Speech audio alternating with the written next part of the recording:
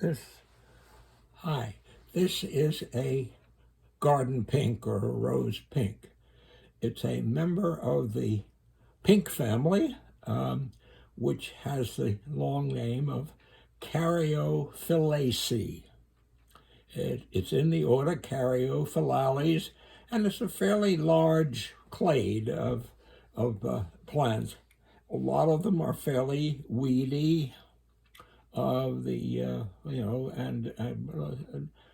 not terribly impressive. Although the pink itself has a fairly impressive flower, especially the carnation, which is a member of this family. But the carnation has been hybridized so so much, basically, that what's happened is that the stamens have kind of all been translated into some kind of pseudo petals, and it's not a terribly good one to show as a sample of the family. Although if there's nothing else, it shows very many properties that are important. Now, this family is interesting. Before we get into the flower, there are certain things you have. There's some characteristics which are very conservative and really tell the story of this family, which have nothing to do basically with the flower itself, and that is the way the leaves are arranged and how they're arranged and the shape of the stem itself. For example, if you look closely, you can see that there are two leaves at a node. Two leaves at a node, two leaves at a node. That means they are opposite.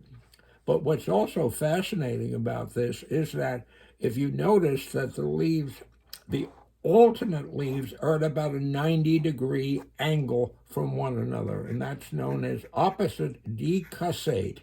So that's a very important characteristic of this family. The other thing is that if you run your fingers around the stem, you will see that the stem is round in cross section. It's what they call terete. And that's another very important character of this particular family. And the fact that where the leaves are attached to the node at which the leaves are attached, the node is swollen. It's a little bit larger than the stem. You can see these swellings very clearly down in here.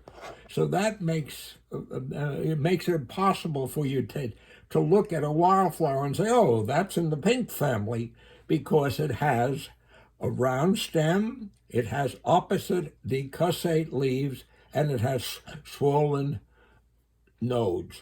Okay? Now let's look at the flower itself.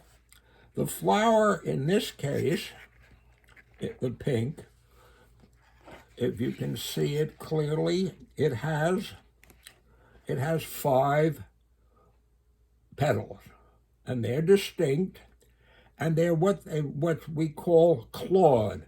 They're wide at the top, and then if you can look, they continue down into this long tube. They're distinct, but they have a long, what they call a limb. This is called a clawed petal. I'll show you a petal by itself later on when I take them apart.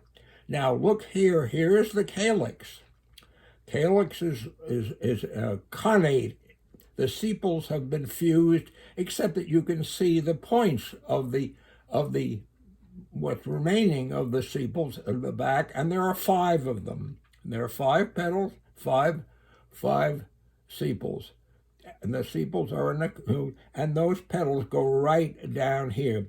That happens to be called salviform, and that's because there's a kind of a tray at the top which an insect can land on, and then if he's a butterfly or certain bees, he can send his long tongue right down into that long hole because the nectar is down in here. So that makes it what they call salviform. So there are 10 stamens, and I'm gonna kind of take some of these petals away for you so you can see what's going on inside. And it's an interesting phenomenon here. There are, let's see, we can see them, and I think maybe this one is pretty good. I think we can see all of the stamens, and there are 10 of them. Sometimes the anthrax fall off. The anthrax are kind of a dark pink in this case, but you see them. There's 10 of them, and here you can see the 4 calyxes. See there, there's a calyx. Oh well, it's split. I guess when I did, there you can see 1, 2, 3, 4, 5. I'm cheating. Okay, but there are five lobes to that. Okay, I'm going to see if I can get rid now of those stamens and show you the pistil. Okay, see we can see if we can get rid of the calyx, so or at least part of it. Yeah, that's all we really need to get rid of. And I'm going to kind of take off. Oh, I did it. I think I ruined it. Maybe not. Yeah, I think let's see.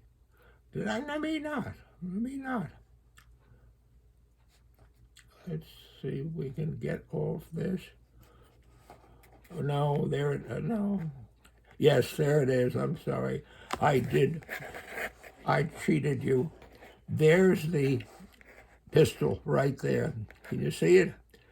It's got a fairly big green ovary, and then it has 2 stigma arms. Look, I'm going to try another one. I have another flower here. I'm going to see if I can get you a decent ovary, but that's not bad. I'm going to get these out here and get some of these out of the way. Can you see what I'm doing here? And I hope I can, this time maybe I can see it still there. Yeah, I'm coming there.